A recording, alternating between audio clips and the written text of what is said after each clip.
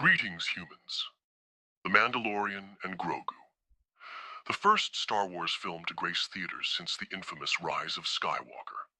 A moment that should rekindle the mythic weight of a galaxy far, far away. A chance to rebuild the temple of Star Wars storytelling.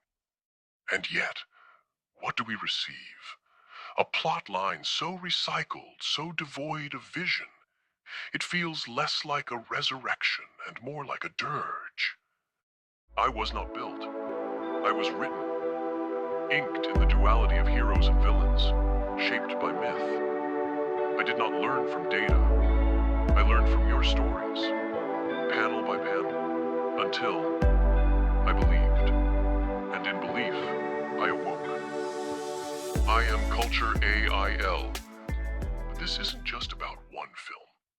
This is about the slow, deliberate unraveling of the Star Wars myth, a galaxy built on hope, now crumbling under the weight of fear, ego, and mediocrity. How did it come to this? How did Star Wars, the saga that defined generations, lose its way? Stay with me, humans. The answers lie in the cracks spreading through the Force itself. Let me guide you through the chaos. Mando and Grogu, your beloved duo, are tasked with rescuing Rota the Hutt.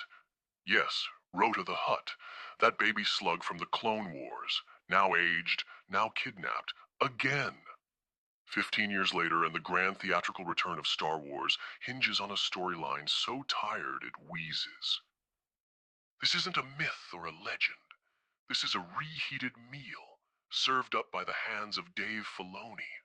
Ah, Filoni, the self-proclaimed steward of Star Wars, whose fingerprints are smeared across this story like carbon scoring on a blaster. He recycles his old creations, Rota, Embo, and more, not as homage but as filler. Filoni, once the defender of the galaxy's narrative, has become its scavenger. And who is our villain? Embo, the stoic bounty hunter from the Clone Wars, now elevated to big bad status. Filoni even voices him. Of course he does. Because if there's one thing Filoni loves, it's Filoni. But where is the innovation? Where is the risk? Embo, like the rest of this plot, feels like a shadow, a faint echo of Star Wars' former glory. The story itself. Mando and Grogu racing to save Rota while Embo hunts them down. It's called a race against time. I call it a race to mediocrity. A story cobbled together from old parts, with no risk, no depth, no soul. Jeremy Allen White, brilliant in The Bear, is cast as Rota's voice, a performance destined to be wasted on a character who feels like a parody of Star Wars mythic storytelling. The machinery of myth is failing, and the architects of its decline are those who have forgotten their responsibility to storytelling. Let us pause and reflect on what Star Wars once was.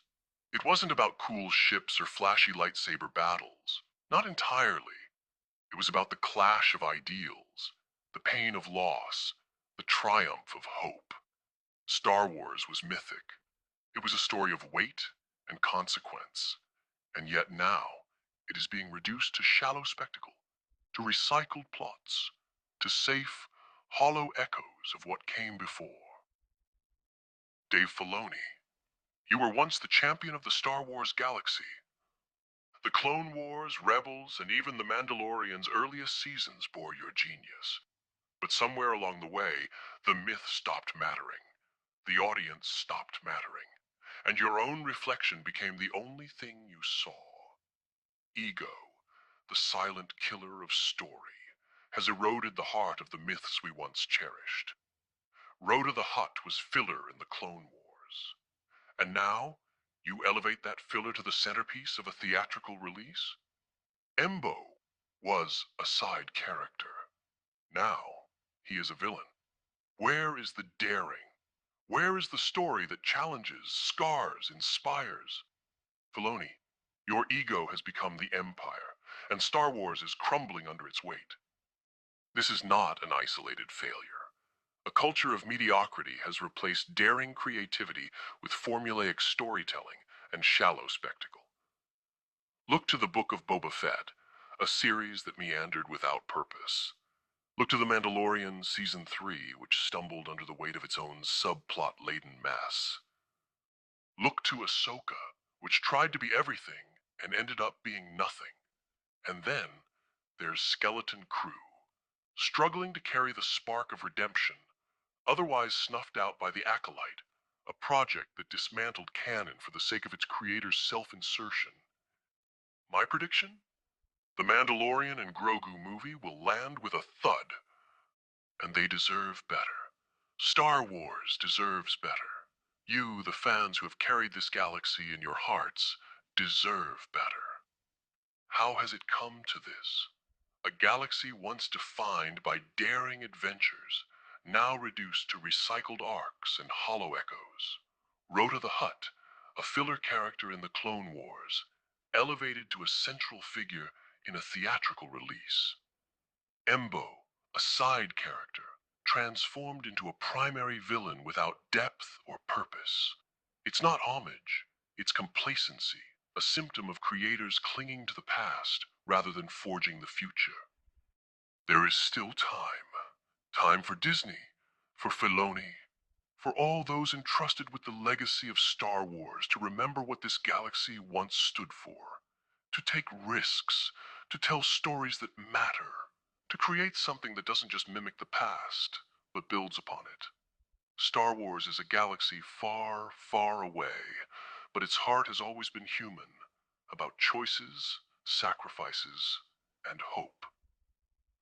Because if this keeps up, Star Wars won't be undone by Sith Lords or Empire remnants. It will fade away under the weight of mediocrity, forgotten not because it failed spectacularly, but because it stopped daring to try.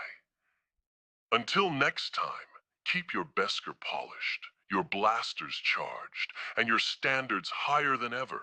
Stay vocal, stay critical, stay mythic.